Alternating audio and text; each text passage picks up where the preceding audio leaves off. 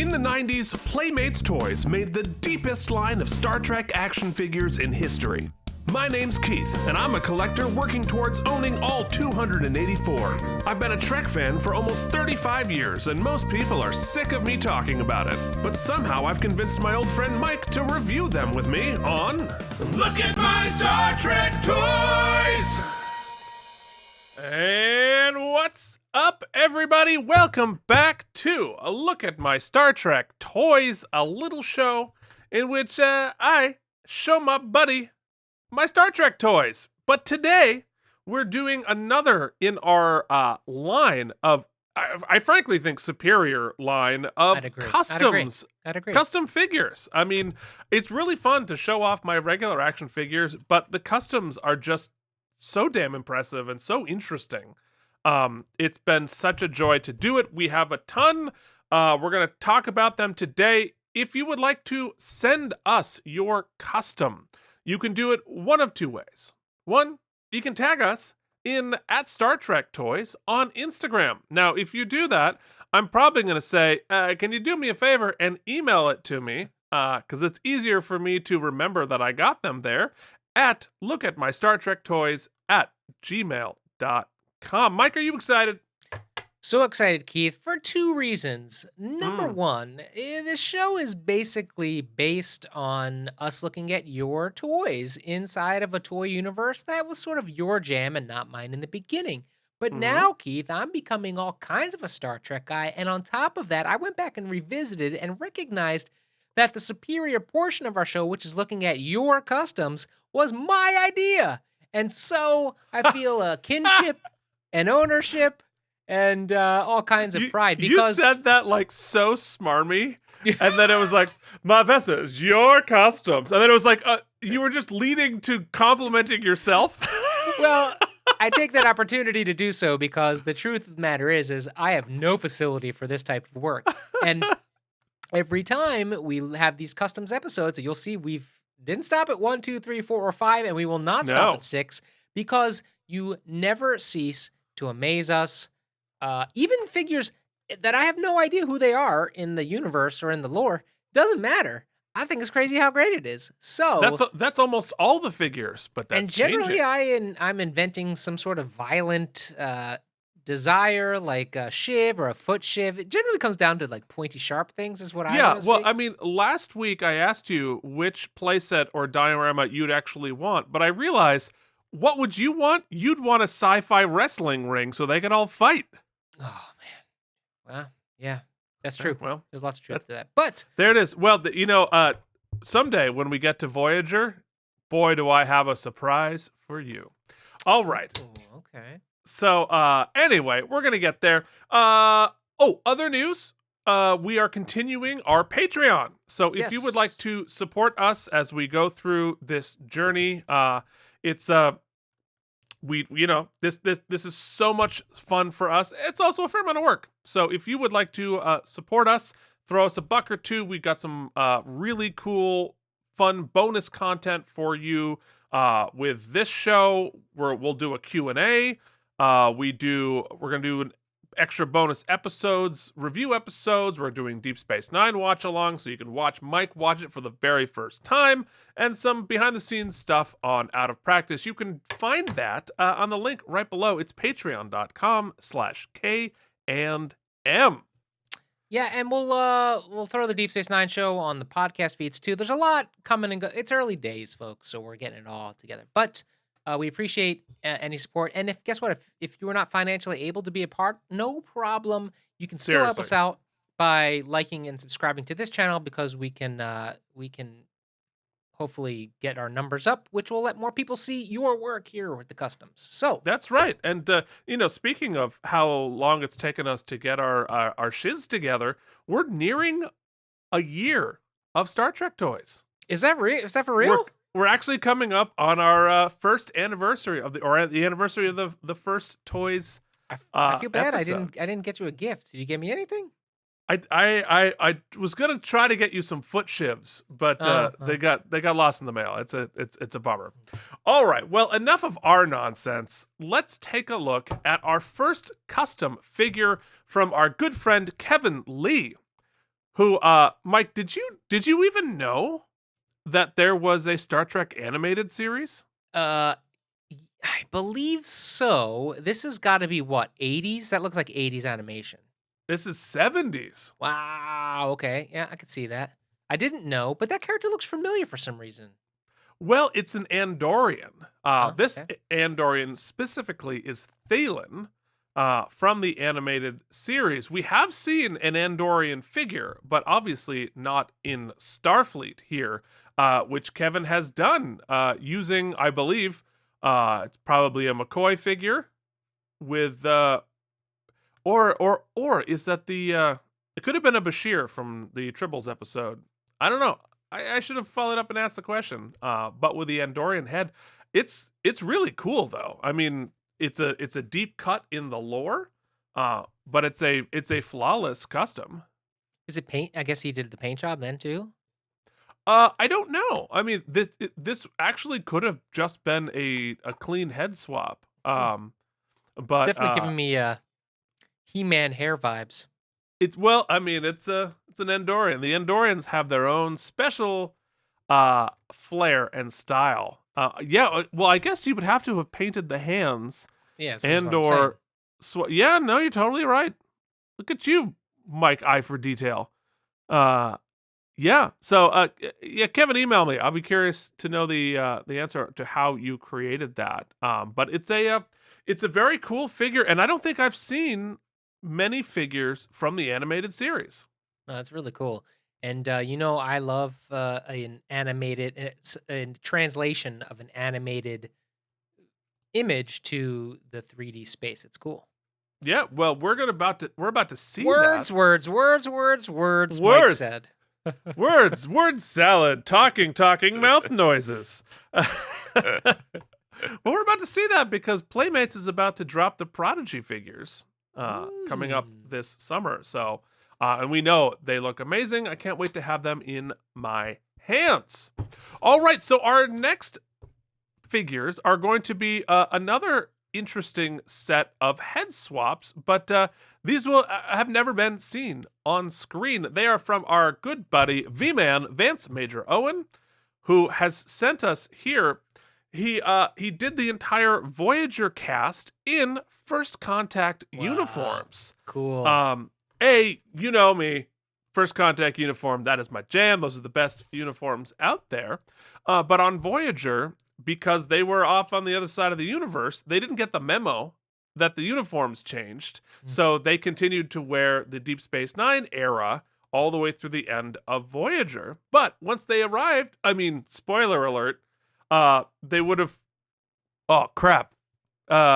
Anyway, hypothetically, had they arrived, they would have had to swap out their new Star Trek uniforms, Starfleet uniforms. And here we have Vance has created the whole thing. Vance has done an amazing array. He has pretty much all casts in all uniforms assembled, which is very impressive. That's your jam, right? You're all about I want everybody Yes. in every suit. Yeah. Yeah, you're darn right. Also, probably an expensive hobby because these are all the Target exclusive. Now, here's why I know we've been married for too long, Keith. Yeah. True or false? Well, aside from your response, which also tells me we've been married too long, if I believe we were asked hypothetically somewhere, somehow, if you were to be a Star Trek captain, this is the uniform you would choose, correct? It certainly would be. Yeah. As Mike drops a hint for something that's coming up later, we have to schedule. I've heard tell, but I don't know until I see it and hold it in my grubby hands. I don't believe it. Well, fair enough. All right. Well, enough about your grubby hands. We've been married long enough, apparently. Zing. Yeah. So, I mean, these figures, I mean, they look great. I mean, they're flawless. I mean, there it is. And it's cool you get to see the pop of color of each different department there. That's right. And expensive. So, Vance, where are you getting all of these Targets? They only made like, what, 10,000 of each of these.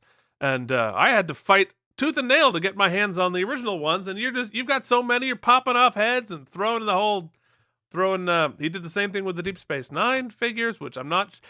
So here's the thing. Now that we're doing the Deep Space Nine show, I'm more reluctant to show Mike pieces of Deep Space Nine lore because I don't want to spoil anything.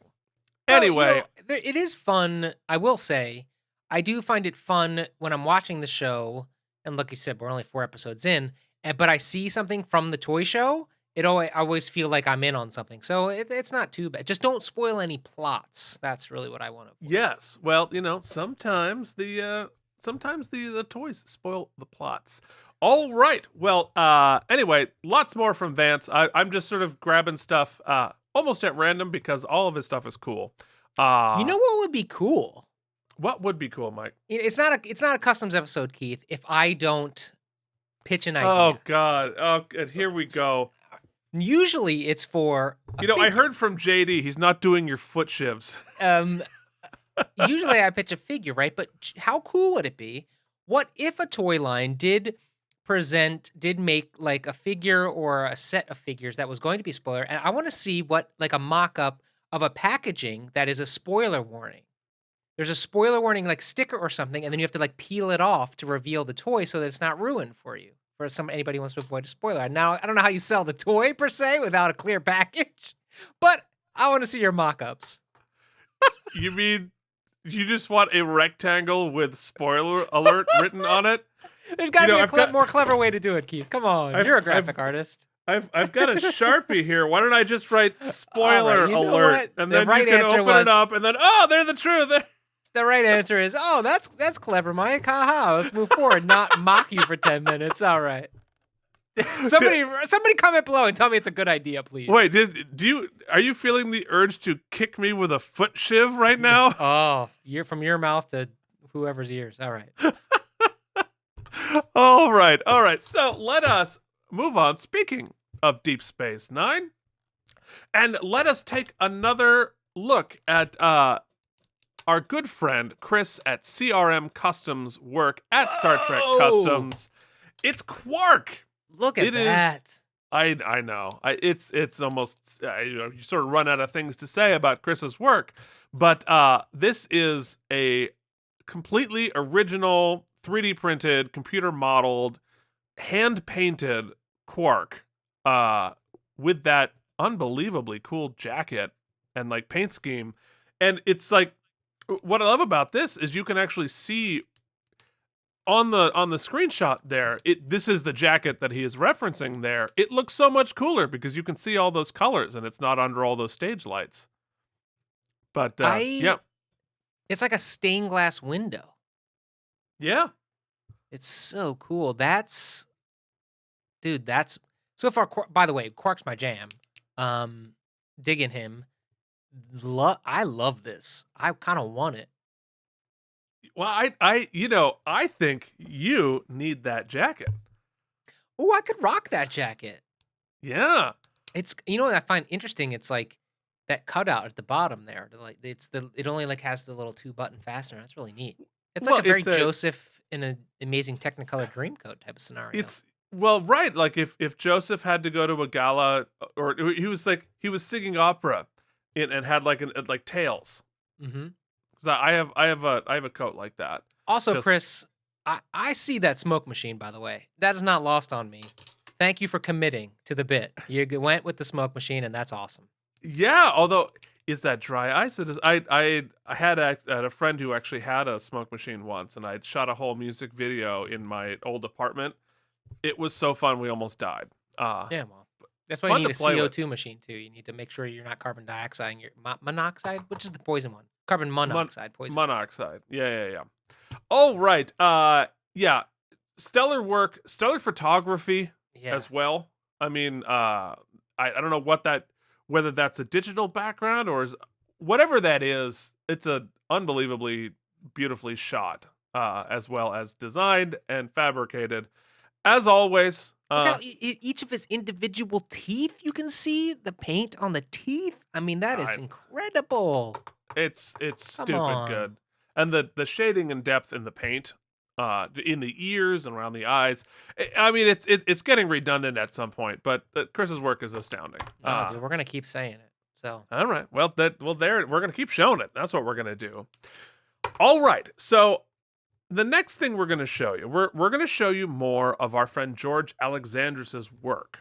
And he has here a series that he has created in his both repaint and recustomization and some flat out full customs with his Next Generation Season 1 line, starting with Counselor Deanna Troi from Encounter at Farpoint. Ooh, here we go. So this was the uniform worn by Troi in the pilot Encounter at Farpoint, and then never again. I was going to say, it doesn't look familiar to me. Yeah, well, it was only worn in one episode. Probably because it was sort of like sexy 60s sexist go-go boots nonsense. That was certainly Roddenberry enjoyed, but maybe wasn't really sending the right message. But it's a really cool uniform nonetheless. So, in order to create this, here is what George did. It's a Pulaski upper body, a Nurse Chapel lower body from the original series, i.e. just like legs and no pants.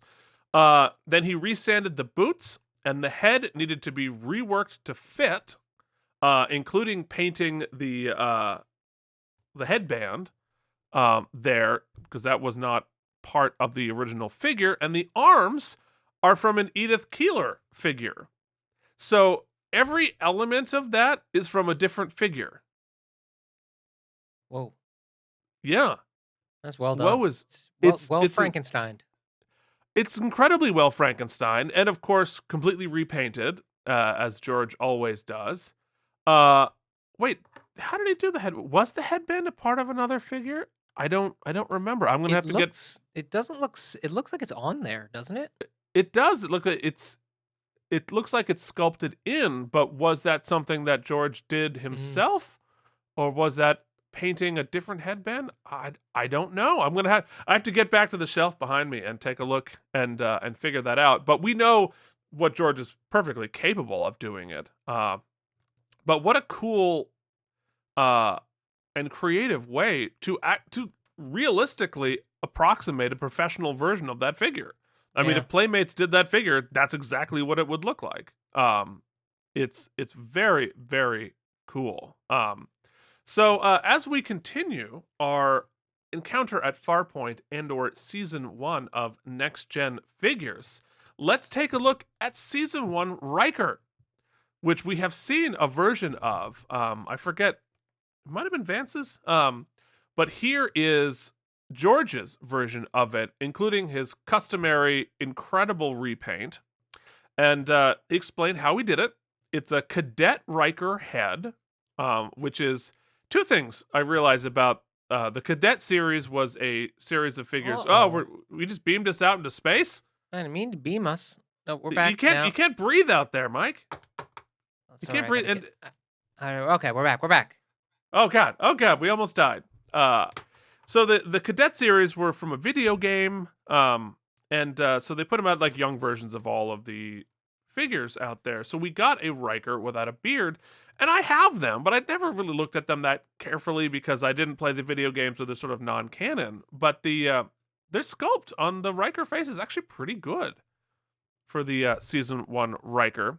So it's a Cadet Riker head, Riker Season 1 upper body, with Geordi arms and lower waist, and the figures were cut in half and glued together. So you can see here, which I'm really grateful that George sent some of his works in progress, so you can see how he's doing what he did. So that's Geordi's lower half, sanded down and repainted, obviously, and Geordi arms, because I don't know why he didn't use Riker's arms. Well, whatever it was, it ended up looking fantastic.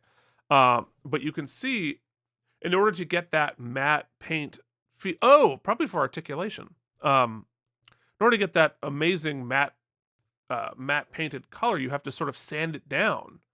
And you notice the stripe on the boot was yellow, and Geordi had to be repainted red. Again, all of these, I mean, the the fine detail painting, again, it makes my head hurt. Because all of that had to be repainted, all those stripes, all the communicator by a human hand. I don't know. I don't know how you do that. That's The cut. that breaks my brain. Explain why the cut in half again. I to have Geordi's legs. I don't know. I don't know why. It looks like it was cut down horizontally or vertically. No, I guess not. Well, he adds the seam. Right, that's what it is. So that's one of the details that he adds for the season 1 and 2 uniform, is he actually cuts the seam, which again adds the tiniest little detail, but adds incredibly to the realism, because there was a zipper built into that.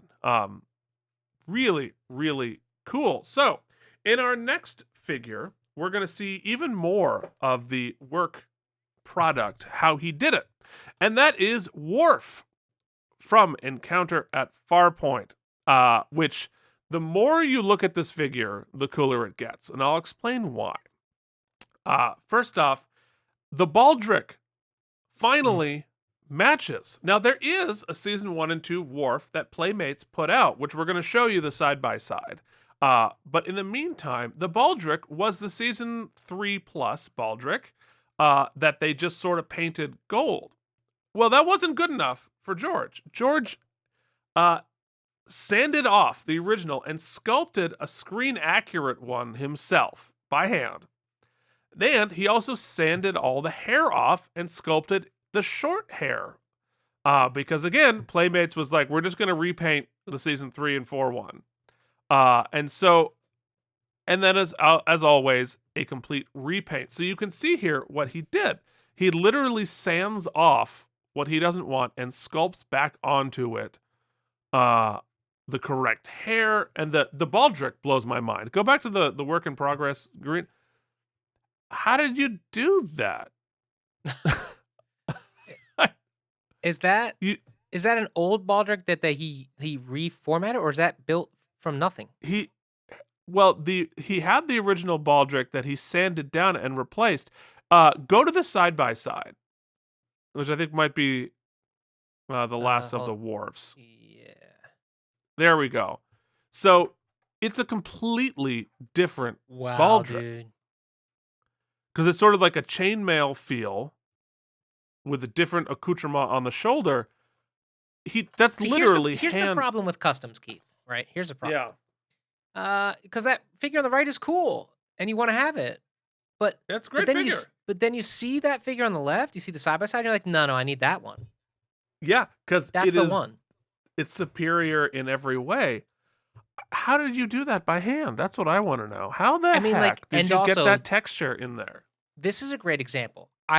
We've talked ad nauseum about the matte paint and how we just like it better than that shiny uniform paint, right? But this is a great example of what like really well thought out and planned and multiple layers of shading can do. Like look at Worf's head on the right, which is what like a mass-produced paint job can accomplish, versus like some real artistic shading here on the left. I mean, that's insanity how good that is. Yeah. That's like better than his makeup on the show. It looks vastly more like Michael Dorn. Yeah, that's really somehow really, really awesome. Somehow. And so here's the I'm not a sculptor. It's just a hobby, so please don't be too harsh. Hey, you suck, the criticism of his sculpting, which is impeccable. Wow, that's really awesome. Don't be too harsh, Mike. What could you even say? I don't know. I don't know. So is this this flawless. Next one's the whole line? This is what I guess this next page Yes. is? So our finale piece here is we've showed you some of these, but you can see them all together here. The entire cast he has done in this style. Look at the Geordi. Look at the Geordi. Look at the O'Brien. Look at Crusher. We showed the Pulaski before. You've got Data in there. Look at that. Look at that line. Look at that bookshelf. Yeah, that's sweet. That deserves a nice, like acrylic or glass shelf. Yeah. Well, I mean, he's got it beautiful. I mean, look at that line. Like that is a premium toy line. right there. The That's- Picard, it's flawless. It's flawless. I feel like I'm talking like Anna Delvey. It's premium. It's the best. It's very exclusive. It looked rich. Looked rich. It looks really exclusive.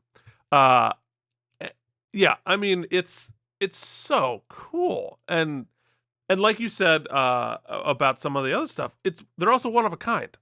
Mm-hmm. There's, as far as I know, there are no other of these figures anywhere in the universe. He doesn't sell them. This is just from his own private collection. Oh my God, that's even. I mean, that's in some ways that's a shame because you could absolutely sell these. Because I want to. Yeah, because I sort of want them. But because he told me generally where he lives, and like it's not far from me. If you ever get your house robbed, it's 100% me. I stole your figures. But there's something even more special that it's that you don't sell them and that they're just there. That's awesome. And now they're on the internet so people can lust after them even more. Yeah, and can appreciate them. Because yeah, I mean and I also love it because it's still Playmates. It's just it's like Playmates Premium. Mm-hmm. It's like a Playmates like After Dark? No, that's something different. That's different. No. Playmates After Dark, you perv. If you paint it like that, man, I'll watch it. If you paint... Wait, I want you to expound on that. No, Explain to me exactly what it's a family show. It's a family show. All right. Well, thank you all of the amazing artists who have contributed to this episode. We have plenty more. But Mike, if folks want to send their amazing custom figures for custom 7, 8, 9, and 10, how would they do that? A variety of ways. Number one, you can always tag us on Instagram at Star Trek Toys. Yeah, I know. We got that handle? Yeah, we did. You can also send us an email at lookatmystartrektoys@gmail.com. Mm-hmm. Hey, if you want to just comment on the great work being shown on this episode, you can do so below. We'll also leave links to all these artists and their social media in our show notes so that you can follow them as well. Hey, it's their work, not ours. And if you would like to help our work, as we mentioned before, you can like, subscribe, hit the notification bell, or be a part of the Patreon crew at patreon.com/K&M. It's not just this show, it's also our Deep Space Nine Deep Dive, our Out of Practice podcast, whatever the next podcast is, and all of the bonus content that lies within. We appreciate your help, or just let a friend know to check out our content on the YouTube. It helps because the more of you there are, the more it makes sense for us to continue to do this. So, Keith? Yeah. What's next? I think this drops on Friday. This drops. So we're behind the curtain. We're moving toys from a Thursday drop to a Friday drop because we're dropping Deep Space Nine on Wednesday, and we need to you gotta let them breathe. Gotta let them breathe a little bit. Gotta let them breathe. Monday, Wednesday, Friday. Get all of your Keith and Mike. Frankly, it's too Keith much. And Mike. That's way too much. It is true, but for some reason you're into it. And so we're into you. I'm just talking word soup. Until next time. What if I just let you just keep talking? It's how long would you keep talking? I was hoping you were going to interrupt, but no. No, I just want to watch you squirt. All right, folks. I'm going to bail Mike out. Thank you so much. Till then, this has been Look at My Star Trek Toys.